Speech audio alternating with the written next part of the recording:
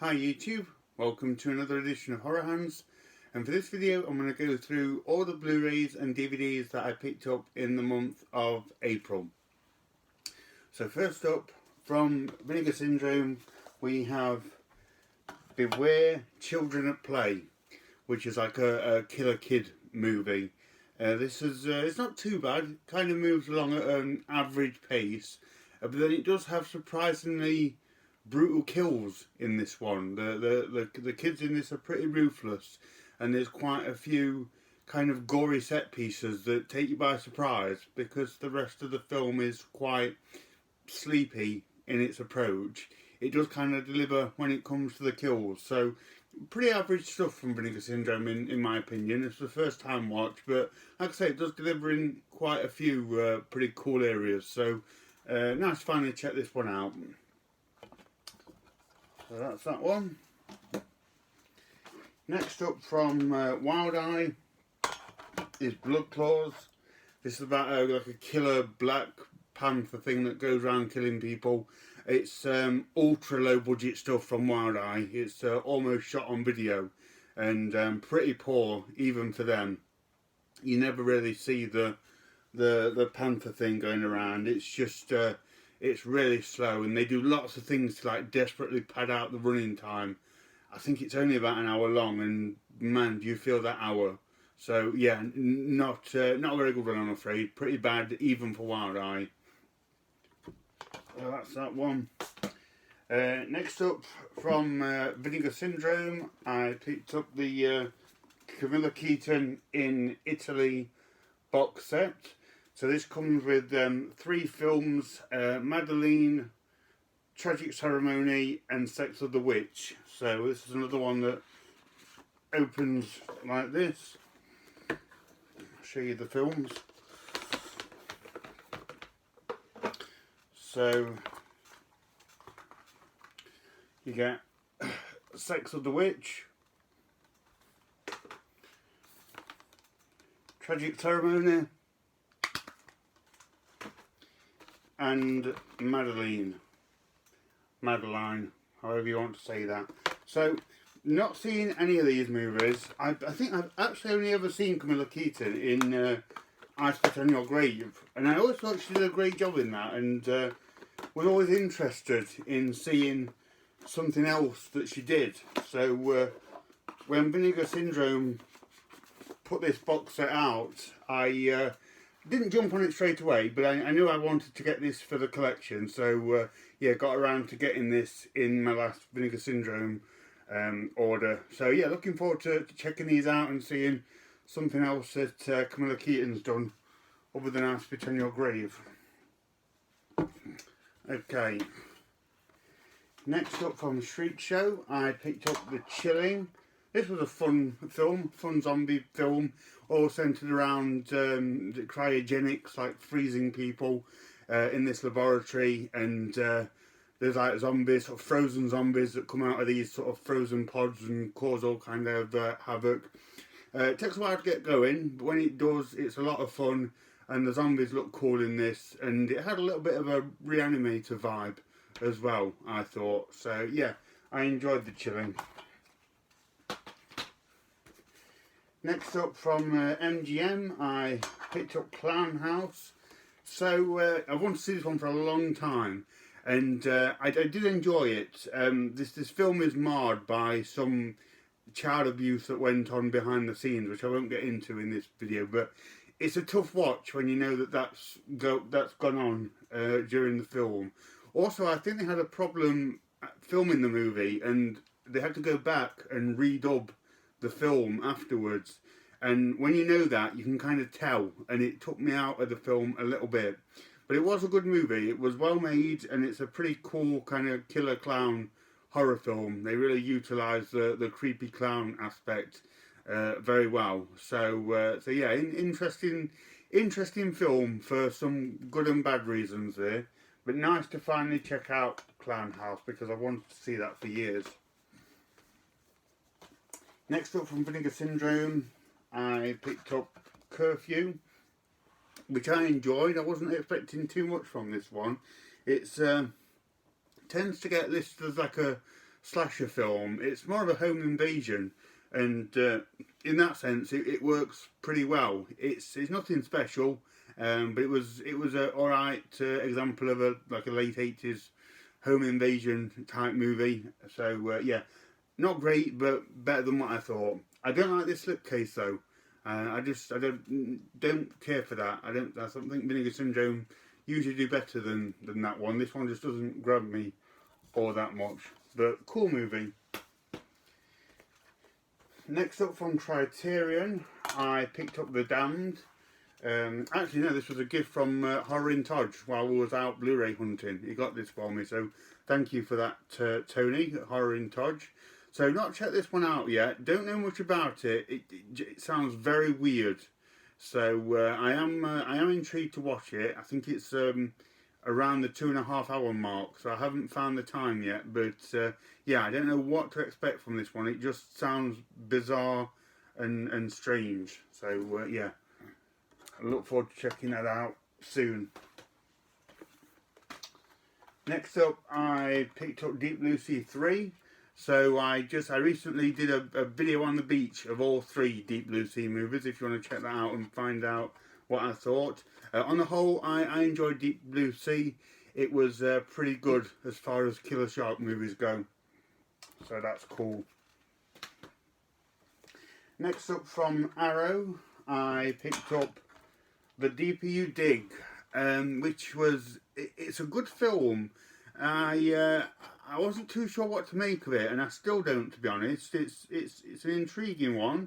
It's kind of interesting. I like the setting. It's set like in the snow, just like in this completely snowed over, sort of isolated town. And this guy, he hits this young girl, this teenage girl, does a bit of a hit and run, and kills her. Goes back for her body and sort of buries her to get rid of the evidence. But then she proceeds to haunt him as he tries to go about his business. Yeah, interesting film. Like I said, I don't know if I liked it or not entirely, but it certainly deals with some interesting themes and concepts. Next up, I did show this off earlier in the month. I picked up this red box Blu-ray of Demons. Really nice thing. I didn't want to leave that off the update, so I thought I'd just show that again. So yeah, really cool to get this.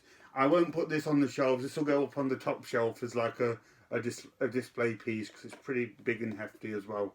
But yeah, really cool release there of Demons. Okay, next up from Scream Factory, I picked up Demons of the Mind, which is a Hammer horror film that I've never seen, and I've just recently watched it. Actually, just watched it today.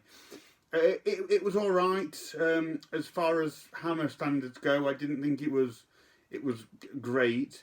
I'm still trying to work out what it was about, to be honest. It was a little bit all over the place, and I don't know whether it was just purposely ambiguous or if I just struggled to get into it all that much. But I'm still not entirely sure what they were getting at in this one. But glad to finally see it. I like the kind of the old-fashioned Hammer feel of it. Just not the most gripping of Hammer movies, if I'm honest.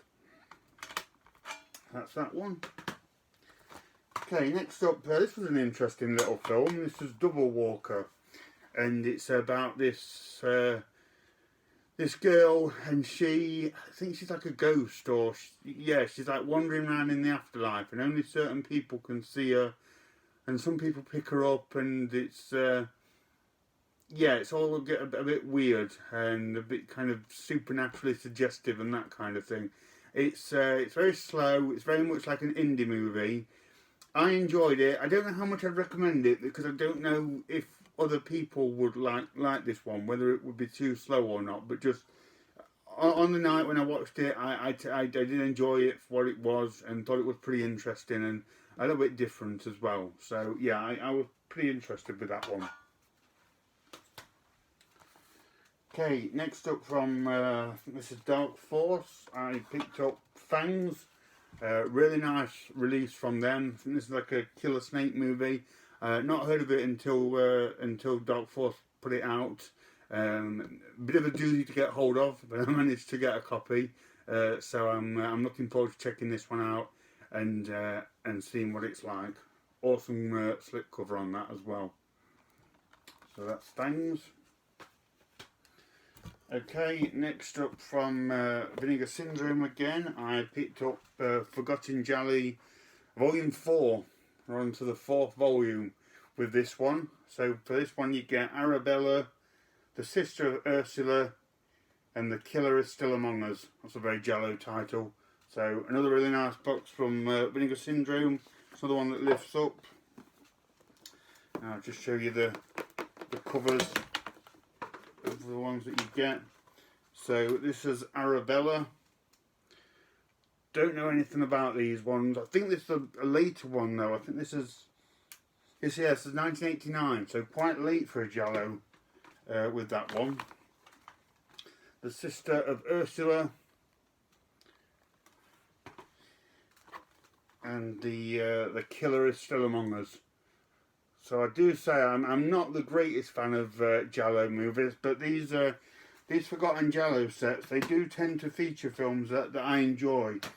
So yeah, on to the 4th volume now. So we'll check out these and see what they like. Next up, I did show this as well. I picked up this hard box of Ghost House 6. I just saw this when I was out and about in Martin's DVD shop. Didn't want to leave it on the shelf because it's a pretty cool edition. This will be another one that I just put on the top shelf as like a display piece because of its size. But yeah, it was a cool find.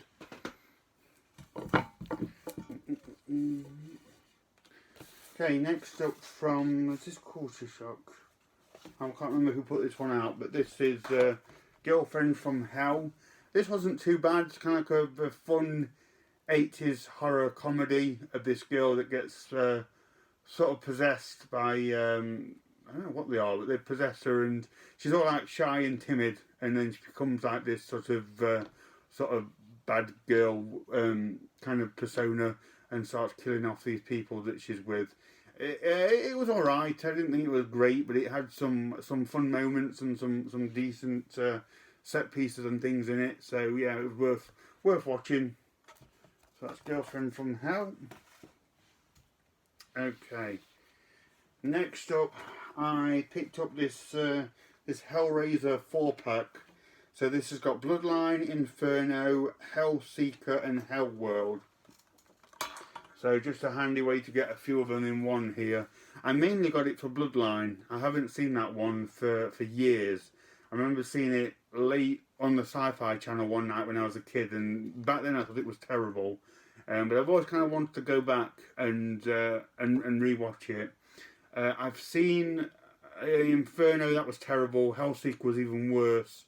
Hellworld I haven't seen. I'm not a fan of the Hellraiser franchise. The first 3 films were good, but after that it's a total mess of a franchise. So I will check out Bloodline again. I don't know if I will find the time to watch the others, but yeah, I just thought it was a good way to get a few of these movies in one. Next up from Arrow, I picked up the Honeymoon Killers. Not had a chance to watch this yet, but it sounds interesting. I'll give this one a watch soon and see what it's like. Okay, next up from Scorpion. This was actually given to me by 80s Film Fan. I think he got this on Blu-ray. So he very kindly gave me this DVD of Human Experiments. This was on the Video Nasties list, so that's another one ticked off, which is cool. I did give it a watch. It's not bad. Not too sure why it was banned, but I thought it was okay. I'm not the sort of biggest fan of women in prison type movies, which is sort of what this is, but there's a bit more to it than that. And Jeffrey Lewis is in this as well, who I enjoy seeing him in anything. So it's great to see him play this like kind of sinister doctor in this shady women's prison. So really glad to finally see this one, and like I say, that's another Video Nasty ticked off. I think I've got about 9 or 10 to get now. Right, next up from Scream Factory, I picked up the Ice Demon. Not had a chance to watch this one yet. Don't know anything about this and don't know what to expect, so I'm pretty much going into this one blind. So if you've seen this one, let me know what you think. I'll get round to it soon and see what that's like. Next up from Synapse, however you want to say it, I picked up the Kindred.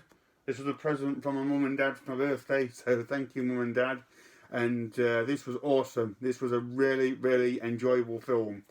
So this is an 80s monster movie, that sold it to me anyway. And yes, it's a really cool movie. It's like this monster. It's been sort of created in this lab, and it breaks out and starts killing people, and it's all kind of like tentacled and slimy. It has some absolutely outstanding gooey practical effects, almost like the Thing level practical effects. They were really, really good, and the monster in it's cool. And yeah, I'm glad to finally get a copy of the Kindred. I've wanted to see it for a long time, and I watched this one with childlike glee, because it's just the kind of film I would have gone for when I was growing up and discovering these kind of movies. So yeah, really happy to get the Kindred. One of the nicest releases I think I have in the collection as well. I don't want to get my hands all over it, but this is the limited edition steelbook with this really cool slipcase as well. So yeah, really happy to get that into the collection, and nice to watch it and actually enjoy the movie. Alright, next up is one that I'm really late to the party on, but I did get it this month, and that is Knock Knock, which I'm sure most people have seen. This was a good film. It's a really uncomfortable movie. Keanu Reeves, he answers the door one night to these rather attractive young ladies who are stuck out in the rain, and he invites them in, and he's all hospitable and that, and they are all like charming and really nice and that, but it takes a dark turn, and it's just like yeah, it's an uncomfortable one to watch, and it's like it's not an enjoyable film, kind of for the right reasons. It does things rather well, but it's like, oh, you're watching this and you're like, oh, man, just don't. And it's one of them where you can kind of see things they should be doing to get out of it, but they don't, and it's frustrating. But on the whole, it was okay. I didn't realise it was an Eli Roth film, so yeah, definitely not my favourite from him, but it was all right. I'm glad I finally checked it out. So that's that one. Next up from Alpha Video, I picked up Legacy of Blood, which is a pretty cool movie from the 70s. This family, they all they have to stay at this big mansion for a week to get this inheritance from this old man in the family that's died. And they're all kind of like bickering and a bit two-faced, but they start to get killed off one by one. And a bit of like a whodunit. It's very much like an American Jello, to be honest. I rather enjoyed it. It's a terrible transfer from Alpha, which is usually the case. It's like VHS and bad VHS quality. But I did enjoy this one, and it started to drag a little bit, but it kept me wondering as to who the killer was. It was pretty tight in that respect. So yeah, not too bad. I did enjoy watching that one. Next up, I picked up Malatester's Carnival of Blood. Not got around to watching this one yet. Don't know anything about it. It looks weird. I'm not the biggest fan of carnivals and carnival set movies, so probably the reason why I haven't watched this one yet. But I will get around to doing so, and hopefully it will be alright. Next up from Screen Factory, I picked up the Manitou, which is one that I want to see for a long, long time. Great to finally get this one, and this one didn't disappoint. I thought it was a really good film. It kind of deals with, it's like a Native American kind of myth of this monster, and it like grows as part of, a bit like a tumour on this woman's neck, and starts to like possess her, and then I think later in the film it kind of breaks out a bit, and it's all a bit of a monster thing going on. So yeah, pretty good stuff. Some pretty bad overacting from Tony Curtis. I think he might have just done this one for the paycheck, but it was an enjoyable film, and like I say, I've wanted to see this one for a long time, so it's good to finally see this and get it for the collection. So that's the Manitou. Next up from Full Moon, I picked up Mansion of the Doomed. This is one off the Section 3 Video Nasties list, so not a full-on Video Nasty, but one that I think was seized back in the day. And this one wasn't too bad. This is a scientist that he is abducting people and taking their eyes to try and transplant them to his daughter, who was blinded during a car accident. And it keeps going wrong. The eye transplant doesn't work. She gains her sight for a bit and then loses it again. So he has to keep finding more victims and getting them and taking their eyes out. And then he keeps them locked up in a dungeon below his laboratory. If it sounds familiar, it's basically Eyes Without a Face. If it was a 70s exploitation film. It's nothing special, but it was entertaining enough. It's got Lance Henriksen in it. So, yeah, again, good to finally check this one out. So that's Mansion of the Doomed. Next up from Arrow, I picked up one of their recent releases, Mary Shelley's Frankenstein. Never seen this. I kind of remember this one coming out in the 90s. It didn't really grab me all that much when I was younger, I must admit, and I've never got around to seeing it. And I've kind of wanted to see it as the years have gone on. So when Arrow put this one out, I thought I'll grab that. So I'll give this one a watch soon and watch that for the first time. So that's Mary Shelley's Frankenstein. Next up from, is this Film Detective? Yeah, the Film Detective Company. I picked up Monster from Green Hell, which is a 50s creature feature. It's not great, if I'm honest. It's not the best 50s movie. I do tend to love my 50s creature features, but this is one of the weaker ones. It's filmed or at least set in Africa, and it's about giant mutated wasps, which is that ticks the boxes in my world. And the monsters in it were cool. The giant wasps look pretty awesome, and they get quite a bit of screen time. This one just, I don't know, it was just a little bit dull, a bit plodding. Didn't seem to have the charm that a lot of these 50s movies do. But never mind. Glad to finally own it. So that's Monster from Green Hell. This was a gift from Alan Scouser. This is Night of a Thousand Cats. I know he watched it and didn't like it, so he sent it on to me. Yeah, not the best movie. I did watch it. It's yeah, it's pretty dull. I think I agree with you, Alan. It's not a great film, but I will happily add it to the collection. They all add to it. So I'd not heard of it before, but until Alan mentioned it. So yeah, that was a new one on me. So that's Night of a Thousand Cats. This is an interesting one. I saw this when I was out in town and don't know anything about it. Didn't realise this was a thing. But this is Night of the Living Dead Reanimated, and apparently this is different artistic reinterpretations of Night of the Living Dead. So they recreate the film scene for scene using different forms of animation, whether that's drawing, claymation, CGI, whatever, and they present these animated segments of the movie along with the soundtrack, so you can hear the movie and watch it through these different forms of animation. Not watched it yet, but it certainly sounds intriguing. I like the idea of it, so I'll be interested to see how they pull this one off. But I just thought that was interesting. I didn't know anything about this. That's that one. Next up from Arrow, I picked up Nightbreed. This is just to replace a horrible snapper case version I have of this film. But I am looking forward to rewatching this. It's been a long time since I've watched Nightbreed, and I remember it being a lot of fun. I liked all the different creatures in it, so that's cool. Next up, this is from Saturn's Core.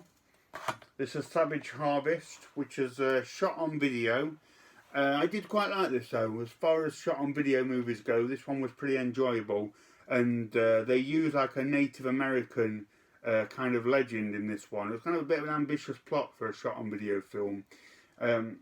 Still pretty trashy, pretty terrible in places. The guy takes forever to explain the lore of this Native American curse thing that's going on. But yeah, I did think this one was okay. I got enjoyment from this one. So yeah, Savage Harvest, not too bad as far as shot on video goes. That's pretty cool as well. Okay, next up I picked up the new Scream. So I thought this was okay. It did things that I liked. Great to see Ghostface back. That's always cool. It's got great kills. I will say that. It has some pretty harsh kills in this one. There's a knife to the neck scene that looks sickeningly real. And they do the whole sort of meta self-referential thing. They do that pretty well. Sometimes a bit too much. I don't know, the cynical side of me just kind of thought, what was the point of this film? I mean, there's only so much you can do with this Woodsboro kind of legend. I mean, they even said it in their own film. They even said, like, the problem they have is they don't have a Jason or Freddy that can keep coming back. They have to try and tinker with the Woodsboro legend and link it to family or relatives or something. And yeah, I don't know. It's I don't think they needed to do it, but I did enjoy it.